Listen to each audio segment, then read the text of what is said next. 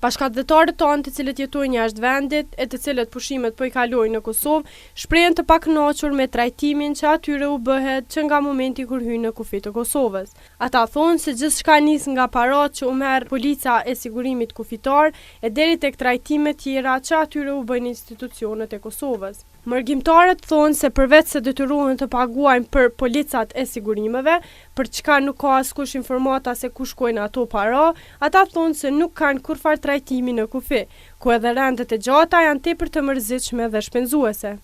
Ata kërkojnë që tarifat e këtyre policave të hiqen tërësisht, ani pse ato këtë vit janë diku 50% më të lira. Azem Mehmeti, i cili ka ardhur nga Vjena, Austrisë, thotë se paguajnë për diçka që në të vërtetë nuk është as sigurim. Kam pagu policën e sigurimit 35 euro për 2 muaj, përpara ka qenë 110 euro, se unë kam marrë rregullisht për 2 muaj.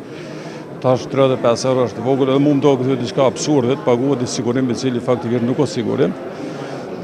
Unë mendoj mendimin e diasporës dhe shpresoj që kjo do të më jek tërësisht. Po të ishin këto holla që shkojnë në një zhvillim të Kosovës, në një do të jep jo aq, po edhe më shumë, por nëse këto shkojnë në xhepat siguruesve, në xhepat personal të individëve të caktuar, edhe nuk marrin s'ka kurfar kontrolle ku janë, ku investojnë këto, unë jam kundër kësaj.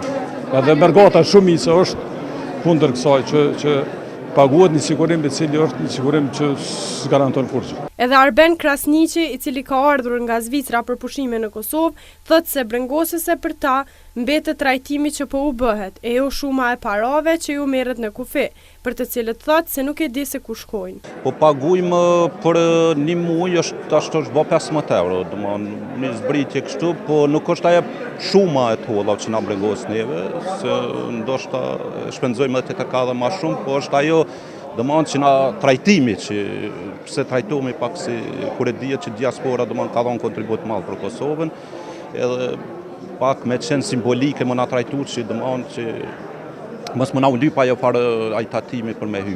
Po ndoshta janë arsye të tjera. Sipas mendimit tim nuk është dashur mu pagu ajo.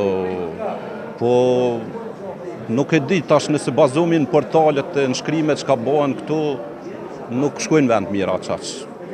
Do ta jeni të sigurt që Jo. Ma shumë na do, thash po bazona në ato që ka shkruhet, që shkojnë në durë të individëve se sa.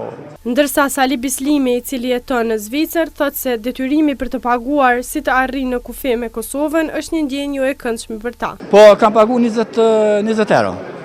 Edhe kjo formë e policës sigurimit po e ngatron edhe pritjen në kufi është një ndjenjë jo shumë e këndshme për neve, të cilët jetojmë me familje. Tani kam pagu gjysmën e herës të kaluar, do të thotë 50% me qenë ato tarifat kishin zbritje.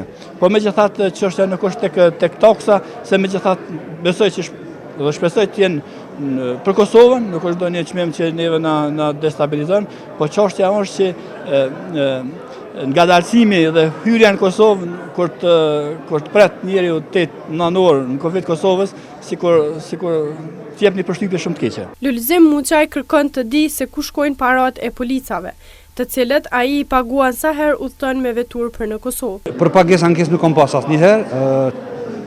Ajo që unë kam pas dëshirë që këto mjete të shkojnë në një destinacion të caktuar, që ne si mërgjimtar ku dim të shohmi me ato lekë se çfarë është ndërtuar.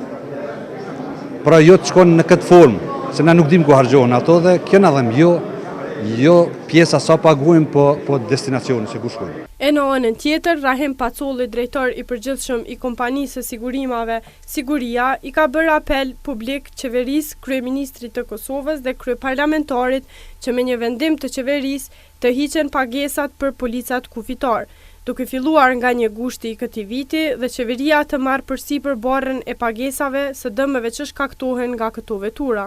Ai thotë se nëse merret vendim për heqje të pagesës për polica kufitar, kjo do të ndikonte pozitivisht në përpjekjen e Kosovës për antarësim në Këshillin e Byrove dhe kartonin e gjelbërt dhe se përfitimet e qeverisë nga heqja e kësaj pagese do të jenë shumë të mëdha në krahasim me humbjen.